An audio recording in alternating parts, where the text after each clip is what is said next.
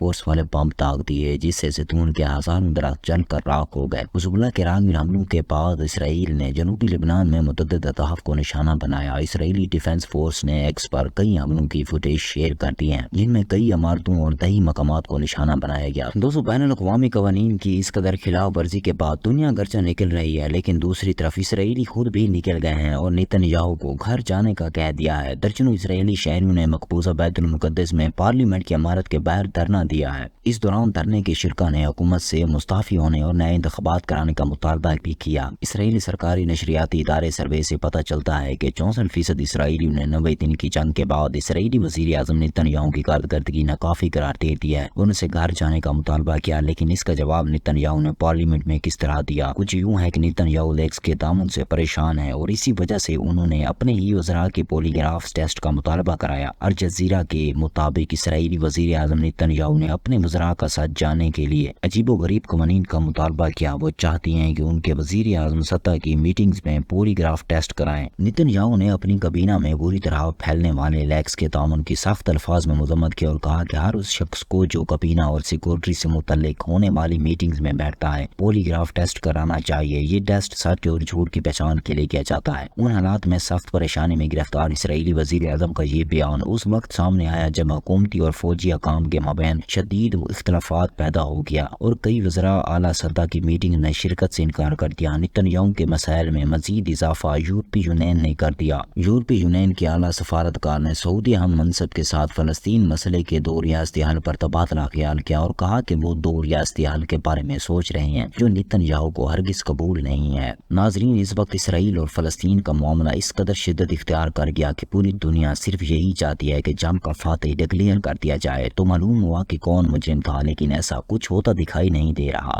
ناظرین، اس کے علاوہ آپ کو بتاتے چلیں عالمی میڈیا نے ٹھیک ٹھاک ننگا کر دیا ہے۔ عالمی میڈیا کے مطابق افغانستان ہمسایہ ممالک میں دہشت گردی پھیلانے کا ذریعہ بن رہا ہے۔ پاکستان کو کل عدم DDP کے خطرات کا سامنا ہے تو اب ایران بھی داعش کے ساتھ نمٹ رہا ہے۔ عالمی خبر رساں ادارے روٹرز کے مطابق CIA نے تصدیق کی ہے کہ داعش افغانستان ایران کے شہر کرمان میں خودکش دھماکوں کی ذمہ دار ہے۔ طالبان کا میڈیا ونگ کرمان حملوں کو ایران کے خلاف ایک بین الاقوامی سازش کے طور پر بھی پیش کرتا رہا اور اسے اسرائیل کے قبضے کے خلاف ایران کی فلسطین نواز خارجہ پالیسی کے موقف سے جوڑتا رہا۔ افغان طالبان المرصاد کے ایکس اکاؤنٹ کے ذریعے الزام تراشی کے لیے 3 الگ الگ بیانیہ جاری کر رہا ہے۔ طالبان کا میڈیا ونگ کروان حملوں کو ایران کے خلاف ایک بین الاقوامی سازش کے طور پر پیش کرتا رہا۔ المرصاد نے ایران پر الزام لگاتے ہوئے دعویٰ کیا کہ افغان حکومت نے داعش کے سرگرمیوں کے بارے میں معلومات شیئر کی۔ رپورٹس کے مطابق افغان علاقائی استحکام کو متاثر والی دہشت گردانہ سرگرمیوں کا مرکز بن گیا ہے۔ افغانستان سے پھیلنے والی دہشت گردی پورے خطے کے لیے ایک بڑا خطرہ ہے۔ افغانستان کے ہمسائے ممالک اس دہشت گردی کے اثرات کا سبب مسلسل شکار ہو رہے ہیں۔ دوسری طرف آپ کو یہ بھی بتاتے چلیں کہ مالدیپ کے نو منتخب صدر محمد معیزو کے مودی سرکار کے مداخلت کے خلاف اٹھ کھڑے ہونے سے بھارت کے مالدیپ کے وسائل پر قابض ہونے کا بھارتی خواب چکنا چور ہو گیا۔